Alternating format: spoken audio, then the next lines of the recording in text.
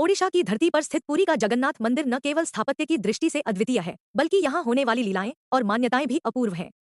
हजारों वर्षों से यहाँ भक्तों का तांता लगा रहता है। इसी मंदिर से जुड़ी है एक अत्यंत हृदयस्पर्शी कथा, एक वृद्धा मछुआरन और भगवान जगन्नाथ के प्रेम की। यह कहानी है कुर्मा नाम की एक वृद्धा की, जो पुरी के समीपवर्ती एक मछुआरों के गांव में रहती थी। वह बेहद साधारण जीवन जीती थी, रोज मछली पकड़ती और बेचती थी, और उसी से उसका गुजारा चलता था। उसका भोजन भी वही था, हर दिन की कमाई से बनाई गई ताजी मछली, थोड़ा चावल और कुछ मसाले। कुर्मा का जीवन समुद्र से शुरू होता और वहीं खत्म हो जाता था।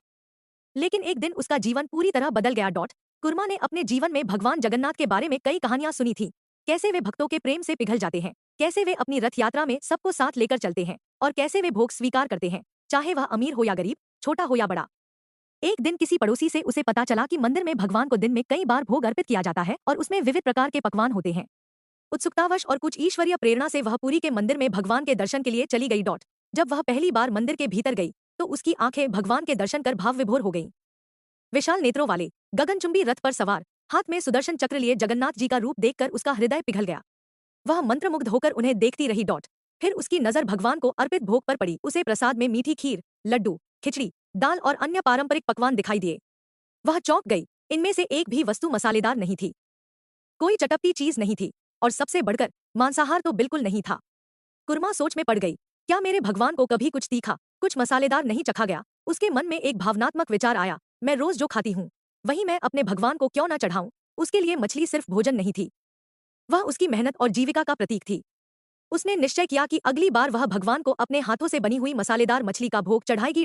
अगले दिन सुबह सुबह वह समुद्र गई, ताजी मछली पकड़ी, उसे अच्छी। उसका मन बेहद श्रद्धा और प्रेम से भरा हुआ था। वह यह नहीं देख रही थी कि मंदिर में क्या नियम हैं, क्या परंपराएं हैं। उसे बस यह पता था कि वह अपने भगवान को अपना सबसे प्रिय पकवान चढ़ाना चाहती है। जब वह मंदिर के द्वार पर पहुंची तो वहां तैनात पुजारियों और रक्षकों को मछली की गंध आ गई। वे गुस्से से आग बबूला हो गए। एक ने चिल्लाकर कहा, यह क्या अपवित्रता है? मंदिर में मांसाहार? तुरंत बाहर जाओ। किसी ने लाठी से उसके पत्तों की पोटली को भी गिरा दिया। पत्ते जमीन पर गिरे और सब हक्का बक्का रह गए। जैसे ही पत्ते खुले वहां से किसी मछली की बदबू नहीं आई। वहां थी एक सुनहरी, मसालेदार खुशबू वाली, बिल्कुल पकी हुई कटहल की सब्जी। हाँ, वही कटहल जिसे शाकाहारी मांस भी कहा जाता है। सभी अवाक रह गए। कुर्मा अपनी आंखों पर विश्वास नहीं कर पा रही थी। उसने खुद तो मसालेदार मछली रखी थी, लेकिन वहां थी एक उत्तम स्वाद वाली कटहल की डिश, बिल्कुल वैसे ही जैसे वह खुद भगवान के लिए बनाई गई हो। पूरे मंदिर में खलबली मच गई। पुजारी भी समझ गए कि यह कोई सामान्य घटना नहीं थी। भगवान जगन्नाथ ने स्वयं उस मछली को कटहल में परिवर्तित कर दिया था। क्यों? क्योंकि उनके लिए एक बूढ़ी महिला का प्रेम, भक्ति और भावना कहीं अधिक मूल्यवान थी बनिस्बत किसी नियम या परंपरा के। वह दिन कुर्मा के जीवन का सबसे बड़ा मोड़ बन गया।